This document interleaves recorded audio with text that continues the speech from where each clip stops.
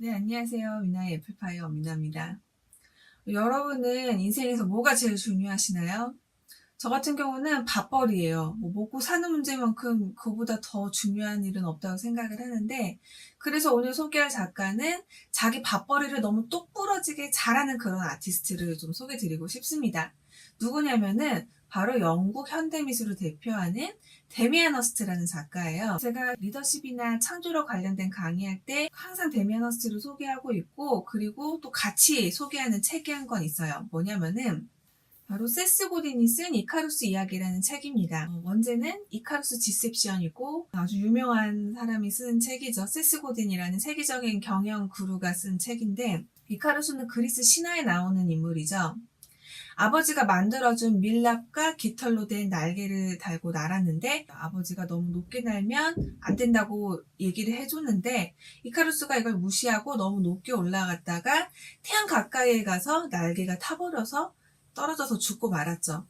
그래서 서양에서는 이 이야기를 사람은 자기 분수를 알아야 된다, 자기 주제를 알아야 된다라는 그런 교훈을 줄 때 이거를 예로 많이 듭니다. 그런데 세스 고딘은 이 이야기를 조금 다르게 보고 있어요. 사람들이 얘기하는 이카루스 이야기에서 빠진 게 하나가 있는데, 그게 뭐냐면 아버지가 너무 높게 나는 게 위험하다고도 얘기를 했지만 너무 낮게 나는 것도 위험하다고 얘기를 했거든요. 세스 고딘은 사람들이 자기가 가지고 있는 능력을 너무 과소평가하게 만들고 있고, 그래서 새로운 거에 도전하지 않고 안정적인 삶에 안주하게 만드는데, 사실 그게 실제로는 안정적인 게 아니라 매우 위험하다는 거예요. 마치 아버지가 이카루스에게 너무 낮게 날면 안 된다고 경고를 한 것처럼 말이죠. 그래서 세스 고딘은 이 이야기를 조금 더 확장해서 안락지대와 안정지대로 설명을 하고 있어요. 그러니까 안정지대가 정말 안정적이려면 안락지대와 일치를 해야 되는데, 사람들이 안락지대와 안정지대가 일치하는지 모르고 안정지대에만 머무르는 게 너무 위험하다는 거예요. 예를 들면 노키아는 핸드폰을 굉장히 잘 만들고 핸드폰 시장을 장악하던 그런 대기업이었죠. 노키아에게 핸드폰 시장은 안락지대이자 안전지대가 일치하는 곳이었어요. 스마트폰 시장이 갑자기 커지면서 망했습니다. 제가 데미안 허스트를 소개하면서 이카루스 이야기를 꺼낸 이유가 바로 그거예요. 데미안 허스트는 안정지대에만 머무르지 않고 스스로 안락지대를 만들어서 안정지대와 안락지대를 일치시킨 대표적인 예술가이기 때문이에요. 이 미술 시장에서 아주 크게 상업적으로 성공한 제프 쿤스라던가 앤디 워홀 같은 작가들을 보면은 그 좋은 기회가 오기만을 기다리는 사람들이 아니었어요. 데미안 허스트가 그 대표적인 예이고, 그래서 어떻게 데미안 허스트는 기회가 올 때까지 기다린 게 아니라 기회를 만들었느냐.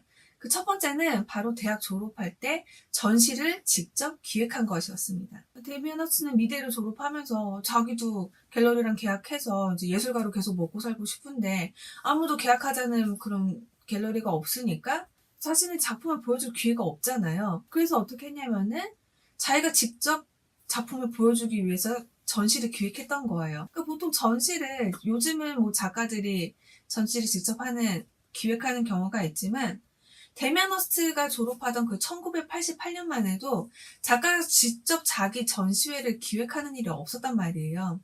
그런데 데미안 허스트가 자기 선후배들 모아서 14명을 모아가지고 전시를 기획했어요. 어떻게 했냐면은, 저기 템즈강 강가에 재개발을 앞두고 있는 건물을 하나 빌린 거예요. 그 창고로 쓰는 좀 허름한 그런 창고를 하나 빌려가지고 그 창고 주인한테 후원금까지 받아냅니다. 지역 주민들이랑 별로 사이가 안 좋았는데 이런 전시를 통해서 지역 주민들한테 이미지도 좀 개선하면 어때? 이런 식으로 설득을 해가지고 돈까지 뜯어낸 거죠.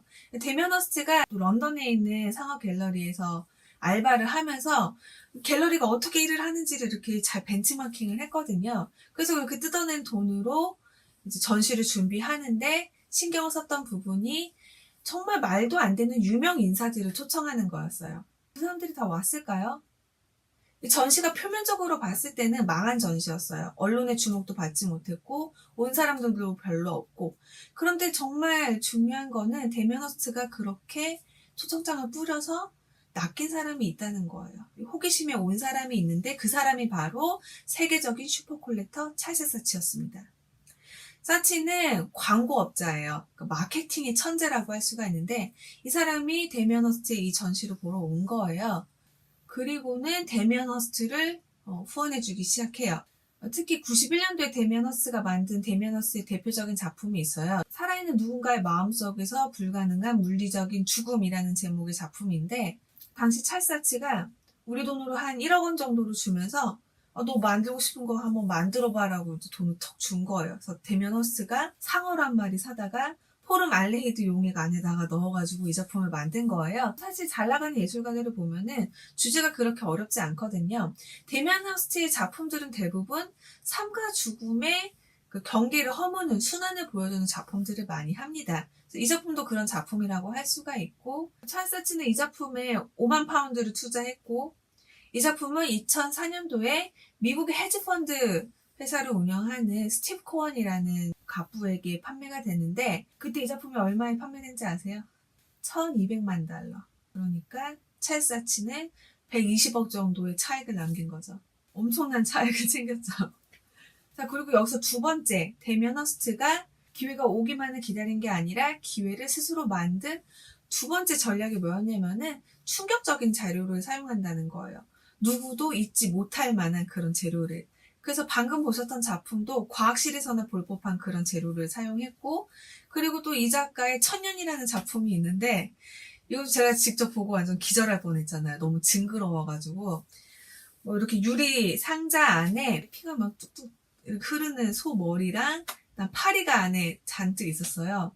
제가 봤을 때는 한쪽에 파리가 가득 쌓여 있었는데 처음에는 그렇게 많지가 않았어요. 파리를 몇 마리만 집어넣었는데 그 안에 이제 설탕물이 있고 전기, 살균기가 있어요. 그래서 거기서 파리들이 서로 교미를 하고 새로운 파리가 태어나고 거기에 있는 막 썩어가는 생물과 그 설탕물을 먹으면서 연맹을 하다가 또 죽고 그러면서 파리의 시체가 한쪽에 가득 쌓이고 한쪽에는 살아있는 파리들이 날아다니는 그야말로 방금 제가 말씀드렸던 그 삶과 죽음의 순환이라는 주제를 너무 노골적으로 보여주는 그런 작품인데 좀 한번 보면 잊지를 못하는 거예요. 그래서 그런 작품이 처음 나왔을 때 영국의 미술계의 그런 평론가들은 이것도 미술이냐고 막 난리가 나고 막 인정하지 않았는데 오히려 대중들은 그런 거에 더 희열을 느끼는 거예요. 막 고상한 척하는 미술이 아니라 자극적이면서도 사실 또 재밌는 그런 작품이고 이해하기도 쉬우니까 대중들은 더 열광을 한 거죠. 자, 그리고 여기가 또 세 번째. 다른 작가들 같은 경우는 어떻게든 평론가들로부터 좋은 얘기만 들으려고 한단 말이에요. 그런데 데미안 허스트는 평론가들이 언론이 자신을 비난하는 거를 마다하지 않고 오히려 그거를 역이용했다는 거예요. 데미안 허스트의 빌어먹으리라는 작품 같은 경우는 언론을 잘 이용한 대표적인 케이스인데 데미안 허스트가 이 작품을 2007년도에 발표를 했어요. 근데 2006년부터 언론에 계속 흘렸습니다. 내가 기가 막힌 걸 준비하고 있어. 그래서 계속 언론의 기대를 막 상승시켰죠. 그래서 2007년도에 작품이 딱 나왔는데 어떤 작품이 나왔냐면은 인간의 실제 치아를 사다가 그 해골에다가 다이아몬드를 왕창 박은 거예요. 다이아몬드가 총 8,601개가 사용이 됐고 다이아 값만 1,500만 파운드가 사용이 됐습니다. 그래서 이거를 얼마에 내놨느냐? 5천만 파운드에 판다고 얘기를 했어요. 누가 사는 사람이 있었냐? 사는 사람이 없었습니다. 그랬더니 데미안 허스트가 1년 후에 또 기사를 새로 내요. 드디어 작품이 팔렸다. 사람들이 또 막 집중을 하죠. 이 작품을 누가 샀을까 궁금했는데 이게 무려 또 1억 파운드에 팔렸다는 거예요.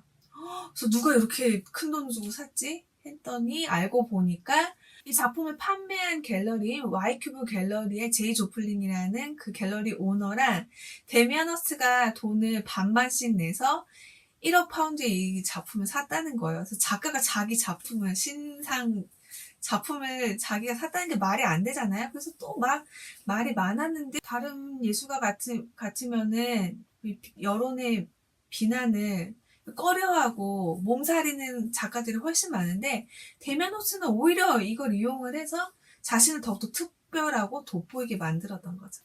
네 번째 전략이 뭐냐면은 스스로 미술 시장의 룰을 완전히 깨버렸다는 거예요.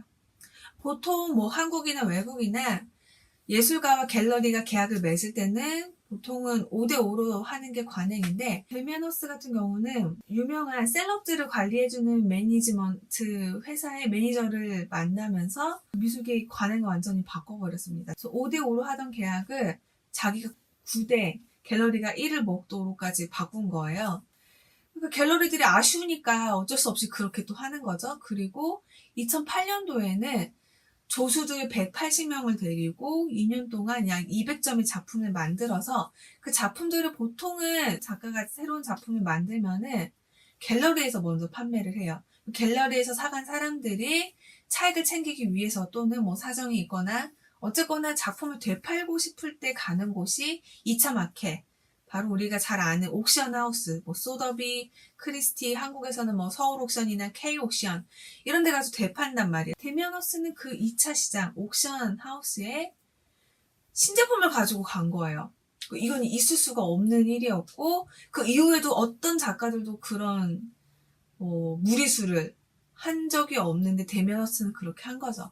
그래서 이틀간 경매가 진행이 됐는데 자기랑 계약하고 있는 갤러리들 오너들도 와서 거기서 편말을 들으면서 작품을 살 수밖에 없었고, 그렇게 해서 매출이 얼마가 나왔느냐, 이게 이틀간 했거든요. 9월 15일, 16일 이틀간 했는데 1억 2,720만 파운드의 매출을 올렸습니다. 그러면서 2008년도에 데미안 허스가 생존 작가 1위를 매출 1위를 차지하게 되죠. 또 타이밍이 기가 막혔던 게 2008년도 9월 16일이 세계 5대 금융기업인 리만 브라더스가 파산 신고를 하면서 세계 경제가 급격히 나빠졌잖아요. 그런데 그게 날짜가 지금 몇 시간 차이였던 거예요. 미술이 경기에 영향을 많이 받기 때문에 아마 그 리만 브라더스 사태가 터지고 나서 만약에 이 경매가 있었다면 또 결과가 어떻게 됐을지 모르겠지만, 데미안 허스는 분명히 그렇다고 해서 만약에 그 경매가 망했다고 해서 좌절하지 않았겠죠. 어떻게든 자기가 먹고 살 자기 안락지대를 스스로 만들었을 겁니다. 그래서 여기서 저는 굉장히 이 작가를 통해서 배운 게 많은 것 같아요. 밥벌이에 대한 시장이 안전하지 않다면은 그거를 빨리 깨닫고 어떻게든 자기 안락지대를 만들어야죠. 이 세상에 밥벌이보다 중요한 게 어디 있습니까? 무슨가도 같은 생계에 대해서는 남이 뭘 해주기를 마냥 기다려야 되는 게 아니라 스스로 자기 먹고 살 길은 자기가 만들어야 된다는 거를 데미안 허스트한테 많이 배우고 있어서 여러분들한테도 꼭 소개를 시켜드리고 싶었어요. 여러분들에게도 많은 도움이 되셨길 바라면서 저는 오늘 영상 여기서 마무리 짓도록 하겠습니다. 영상이 마음에 드셨다면 좋아요 눌러주시고요. 아직 구독 중이 아니시라면 구독, 그리고 구독 중이시라면 알람을 켜주시기 바라면서 오늘 영상은 여기서 마무리 짓도록 하겠습니다. 또 즐거운 한 주 보내시고 저는 다음 영상에서 뵐게요. 안녕.